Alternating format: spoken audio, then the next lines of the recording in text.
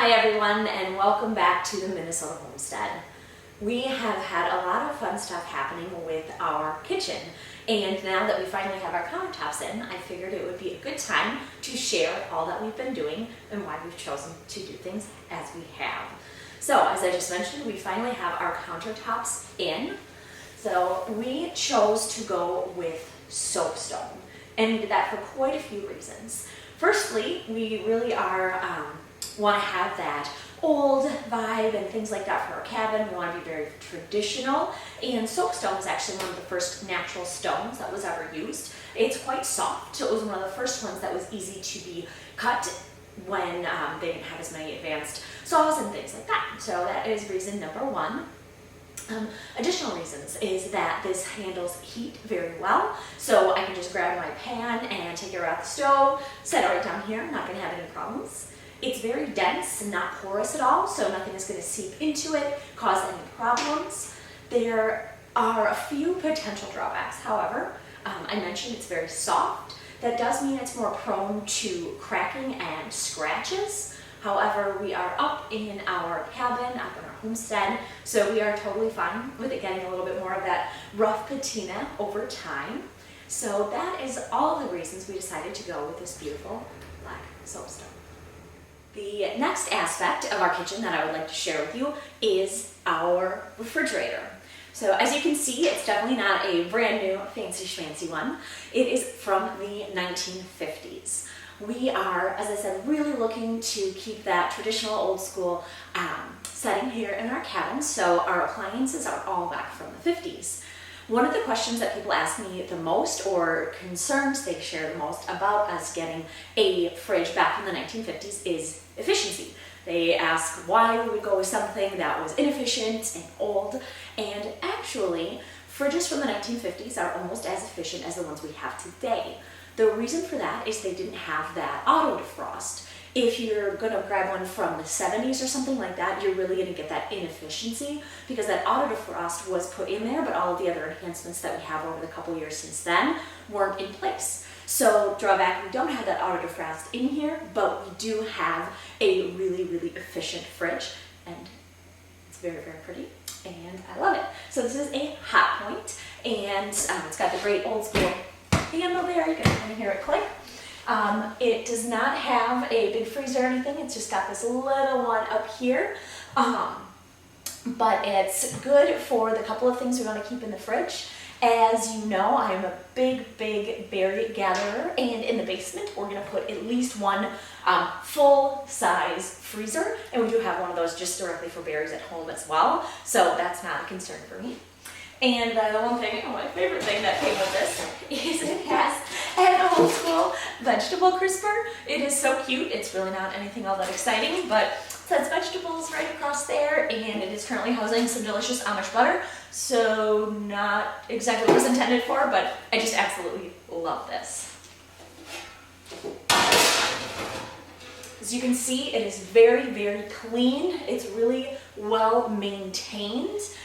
The seal here is getting a little old. It's still good right now, but that is something we're going to want to replace that gasket in not too far in the future.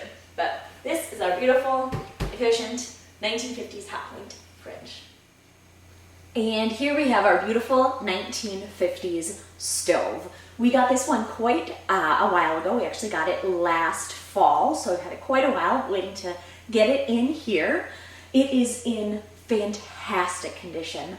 We bought it from a gentleman whose mother had passed away not long ago, and he said she had used it every single day from the 50s onward. So it was something that was really special to him, but it's not something he had a use for anymore. So he did sell it, but it was very cool to know all those special memories from it.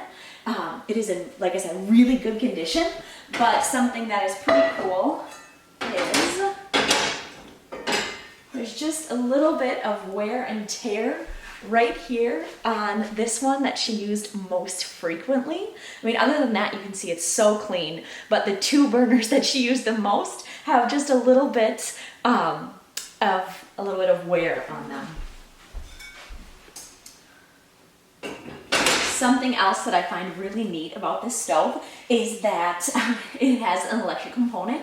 This is a nice big light right here, and it even has a little 2-prong outlet. So we didn't actually plug this in, we just have the propane running to it, so we didn't plug it in, so those don't actually work.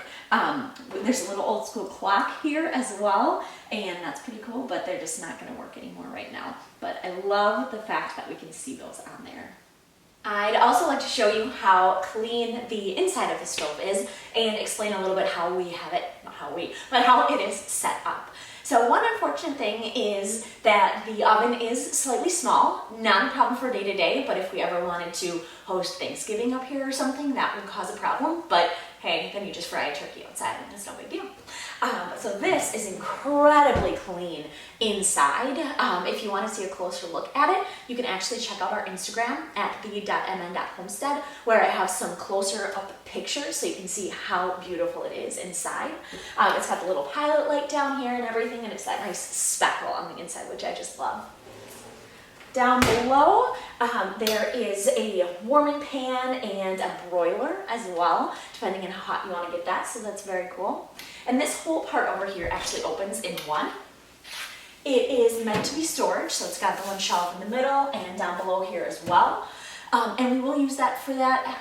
Possibly, we got a lot of cupboard space, so I don't know if we'll need it, but the main thing I plan on using this for is as warming.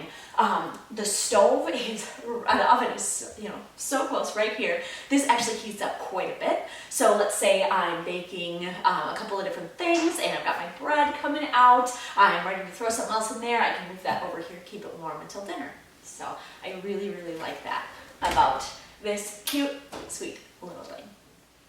The last item in our kitchen that I want to draw your attention to is our cabinets. There is a great company up in northwestern Minnesota that made these for us. They actually made our floors as well. As with almost everything except the floors in our cabinet, these are pine. They are a rough circle sawn, so they have this great grain and pattern in them. They are slightly weathered, so they have good variation there as well, and they're super high quality. They, along with making the cabinets here and the lower cabinets as well, they are making the cabinet for our sink in the bathroom. And they also made us these beautiful shelves. We have 3 really long shelves right here that we're keeping our, our dishes and our flours and sugars and everything like that on. Small amount of our cast iron. Haven't really figured out where to put most of it. And then over here there are 3 small shelves right by the fridge. We're very, very happy with what we have here. I want to thank you again for joining us at the Minnesota Homestead. I hope you enjoyed learning about the things that we chose and why we chose them. And if you're looking to build your own rustic cabin with a kitchen, maybe you could have gotten some ideas here. Along with continuing to follow our YouTube channel, please make sure you're following us on Instagram at the.mn.homestead and on our blog, themnhomestead.com. And of course, before we wrap up this video, make sure to hit that little subscribe button down below. There's a bell icon next to it, and if you hit that, you'll get notified every time we post a video. So thank you again for joining us up here, and we will see you next time at the homestead.